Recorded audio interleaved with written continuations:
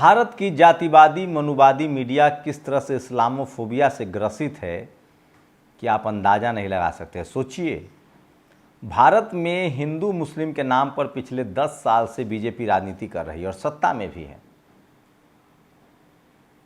वहीं भारत की मीडिया का इससे भी पेट नहीं भरता है। दुनिया में कहीं कुछ हो जाए उसके लिए भारत के मुसलमानों को जिम्मेदार ठहराया जाता है।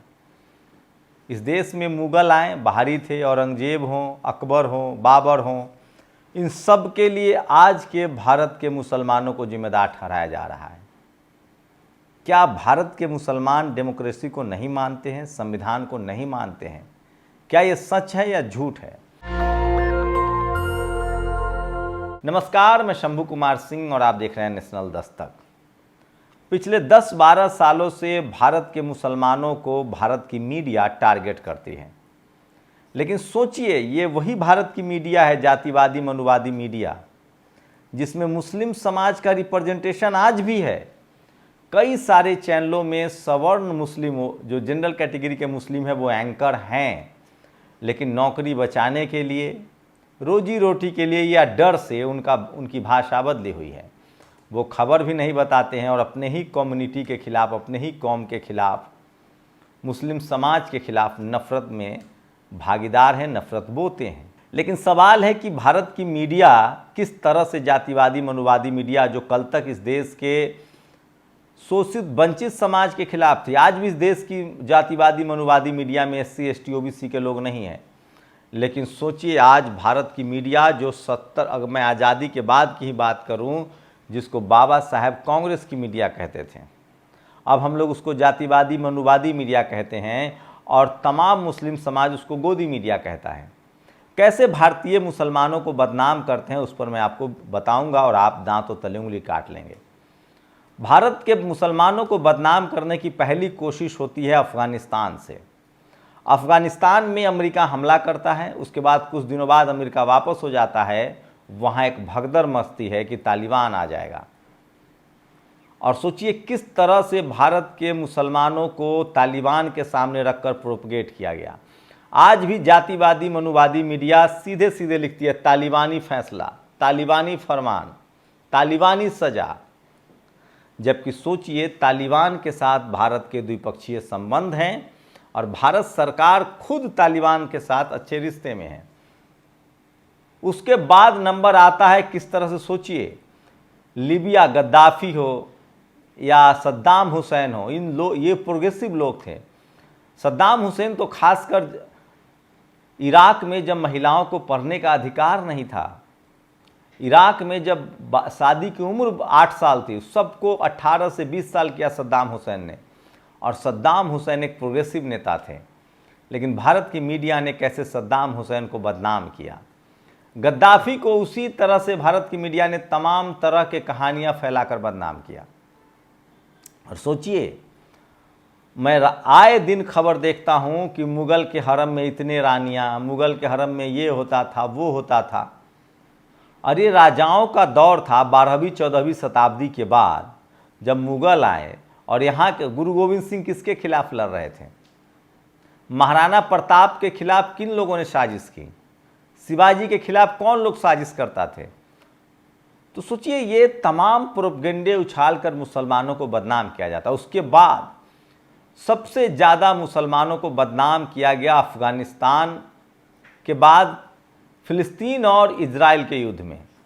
फ़िलिस्तीन और इजराइल का युद्ध जब शुरू हुआ, दुनिया को सबसे पहले इजराइल ने गुमराह किया। जैसे भारत की जातिवादी मनुवादी मीडिया गुमराह करती है, वैसे ही दुनिया भर में नस्लभेदी मीडिया, पश्चिमी मीडिया ने जमकर हमास को और फ़िलिस्तीन को बदनाम किया था। जबकि भारत के द्विपक्षीय संबंध हमेशा से फ़िलिस्तीन के साथ अच्छे रहे यासार अराफात के दौर से। उसके बाद जानबूझकर भारत की जातिवादी मनुवादी मीडिया, बाकायदा ये लोग इजराइल गए, इजराइल में बैठकर इन लोगों ने रिपोर्टिंग की। एक महिला मुस्लिम पत्रकार की रिपोर्टिंग तो और फेमस है, जो रील भी बना रही थी। तो सोचिए किस तरह से इजराइल और फ़िलिस्तीन युद्ध के बीच इजराइल की वाहवाही की गई। इजराइल मासूमों पर बम गिरा रहा था, महिलाओं पर बम गिरा रहा था, बच्चों पर बम गिरा रहा था और यहाँ बैठे लोग उसका महिमा मंडन कर रहे थे। जबकि आज दुनिया भर में बदनाम गोरी मीडिया भी आज फिलिस्तीन के पक्ष में और इजराइल के खिलाफ है। आज दुनिया को पता चल गया कि हमास, हूती और हिजबुल्लाह जो लड़ाके हैं वो युद्ध के नियमों का पालन कर रहे हैं और वो इजराइल के IDF पर हमला कर रहे हैं, उसके युद्धपोत पर हमला कर रहे हैं, उसके तमाम जो टैंक है उसको तबाह कर रहे हैं। वो आज भी इजराइल के शहरी लोगों पर, आम लोगों पर, महिलाओं पर, बच्चों पर हमला नहीं कर रहे हैं। तो बताइए आतंकी कौन हुआ? तो इजराइल इसीलिए इस देश की जातिवादी मनुवादी मीडिया गई थी ताकि यहाँ के मुसलमानों को प्रोपगेट किया जाए और बदनाम किया जाए। ये सच्चाई है। और सोचिए उसके बाद बांग्लादेश की बारी आई। बांग्लादेश से भारत के शानदार संबंध थे। जानबूझकर बांग्लादेश के साथ भारत के संबंधों को खराब किया, उसमें जातिवादी मनुवादी मीडिया का हाथ था और वहां के मुसलमानों को लेकर भारत के मुसलमानों को प्रोपगेट किया गया। और सोचिए कि मतलब इंतहा होती है। कल तो मुझे हो सकता है कि अब पाकिस्तान, जो कि एक हमारा एनिमी मुल्क है, हमेशा पड़ोसियों से तनाव रहता है, तो पाकिस्तान के जो हमारे एनिमी मुल्क है, जो वहाँ के आतंकवाद से भारत के मुसलमानों को जोड़ा जाता है। जबकि मैं बता दूं कि भारत के मुसलमान बाई चॉइस भारतीय हैं, क्योंकि बंटवारा के समय उनके पास ऑप्शन था, वो चाहते तो जा सकते थे पाकिस्तान, लेकिन उन्होंने इस मुल्क को चुना और इस मुल्क की बेहतरी के लिए काम किया है। आज भारत के मुसलमान संविधान पर पूरा भरोसा करते हैं, संवैधानिक चुनाव में भाग लेते हैं। और इस देश में वो कौन लोग हैं? सोचिए, कोई भी भारतीय मुस्लिम संगठन नहीं है जिसने तिरंगे का विरोध किया हो।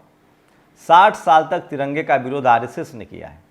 इस देश में संविधान को कॉपी पेस्ट कोई मुसलमान नहीं कहता है, इस देश के जातिवादी मनुवादी लोग कहते हैं। इस देश में सबसे ज़्यादा जातीय हिंसा वही लोग करते हैं जो मुस्लिम नहीं हैं, जो इस्लाम को नहीं मानते हैं। लेकिन आज सोचिए, इजराइल और फिलिस्तीन के बहाने किस तरह से भारतीय मुसलमानों को भी प्रोपगेट किया जाता है, बदनाम किया जाता है। भारत का सबसे अच्छा व्यापारिक रिश्ता अरब देशों के साथ है। भारत के करोड़ों लोग अरब में काम करते हैं, इस्लामिक देशों में काम करते हैं। अब तो अरब देशों में मंदिर भी बन रहे हैं। आप अपनी रिलीजियस आइडेंटिटी के साथ वहाँ काम कर सकते हैं। कोई मारपीट, अमेरिका से, लंदन से, फ्रांस से तो फिर भी खबरें आती है कि कोई मारपीट हो गई। क्या अरब देश में, मिडिल ईस्ट में कभी किसी भारतीय के साथ मारपीट हुई है? और हम लोगों ने देखा CNRC के समय कैसे भारतीय मुसलमानों के हाथ में संविधान था, और अब तो बाबा साहेब भी घर घर पहुंच रहे हैं। तो मैं फिर कह रहा हूं, एक बड़ी पॉलिटिकल कॉन्स्पिरेसी हुई है मुसलमानों के खिलाफ। और लेकिन मैं एक गुजारिश ज़रूर करूंगा